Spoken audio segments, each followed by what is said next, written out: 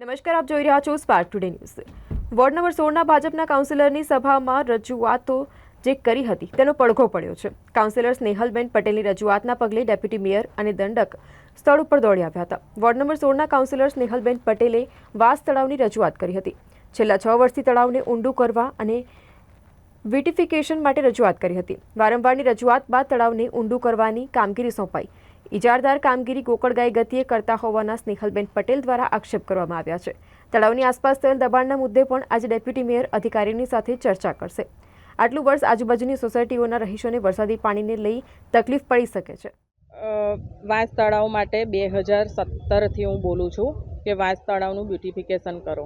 એકવાર આવ્યું, ટેન્ડર પડ્યું, વળી પાછું કેન્સલ થયું, એટલે પછીથી તો હું કોર્પોરેટર થઈ પછી પણ 3 વર્ષથી રજૂઆત હતી કે આને ઊંડું કરી અને બ્યુટિફિકેશન કરો, જેથી અમારી આ પ્રથમ અને આ ભરવાડવાસ આખો પાણીની અંદર ડૂબાઈ જાય છે।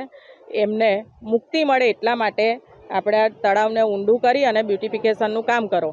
હવે અત્યારે તળાવની કામગીરી તો ચાલુ થઈ ગઈ છે, પણ એટલી ધીમી ગતિએ ચાલે છે કે જો એક જ જેસીબી કામ કરે, 1-2 ટ્રેક્ટર કામ કરે તો આ કામ હવે વરસાદ પડશે ત્યારે વળી પાછું પાણી ભરાઈ જશે। પાણી રોડનું લેવલ અને આ ભરવાડવાસ અને પ્રથમ રેસિડન્સી બધું જ પાણીમાં હશે। એટલે મારું કહેવું એટલું જ છે કે જલ્દીથી કામગીરી પૂરી થાય।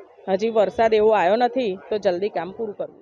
કામગીરી બંધ હતી એવી ફરિયાદ નથી, પણ કામગીરી ધીમી છે એવી ફરિયાદ હતી। આ વિસ્તારમાં પાણી ભરાઈ રહે છે એટલે વોર્ડ નંબર 16ના અમારા કાઉન્સિલરો ઘનશ્યામભાઈ, સ્નેહલબેનની રજૂઆત હતી કે આ વિસ્તારમાં આ તળાવમાં પાણી ઉભરાય છે અને આજુબાજુની સોસાયટીવાળા હેરાન થાય છે, તો કોર્પોરેશને ઓલરેડી આ તળાવનું ડેવલપમેન્ટનું કામ લીધેલું છે અને તળાવ ઊંડું કરવા માટે પણ કામગીરી અત્યારે ચાલુ છે।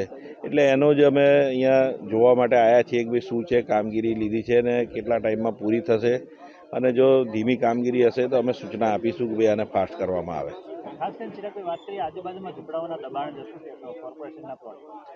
આજે બધા જ ડિપાર્ટમેન્ટના અધિકારીઓને બોલાયા છે અને એના વિશે ચર્ચા કરીને આગળ નિર્ણય લઈશું। કામગીરી પૂર્ણ તો ચોમાસા પછી જ થશે, કારણ કે હજુ હમણાં જ આ કામગીરી ચાલુ થઈ છે થોડા સમય પહેલાં, પરંતુ જેટલું તળાવ ઊંડું થઈ શકે એટલું કરવાનો પ્રયત્ન રહેશે જેથી કરીને પાણી ઉભરાઈને બહાર ના આવે। હા, આખું તળાવનું ડેવલપમેન્ટનું કામ લીધું છે એટલે એમાં આ વોલ બનાવવાનું કામ છે જ, પરંતુ આ વર્ષ પૂરતી મને અત્યારે સિચ્યુએશન જોઈને એવું લાગે છે કે હજુ આ વર્ષે પણ અહીંના વિસ્તારના લોકોને થોડી તકલીફ પડશે।